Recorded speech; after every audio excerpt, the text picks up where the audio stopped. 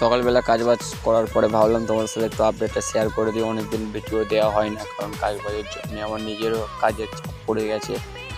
তো দেখো গিনিপিগগুলো হয়তো প্রেগনেন্ট আছে, ঠিক বুঝতে পারছি না। আর কিছুদিন গেলে হয়তো বুঝতে পারবো। তারপরে এদিকে মুরগিগুলো একটা তো বসে আছে, মোট ডিম পারবে মনে হয় আজকাল করেই।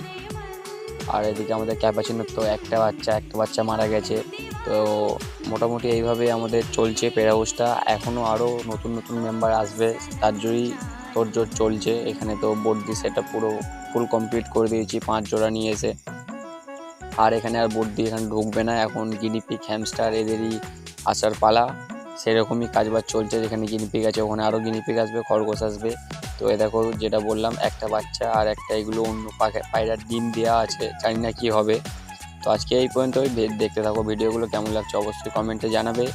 ভালো লাগলে লাইক শেয়ার করতে ভুলবে না। টাটা।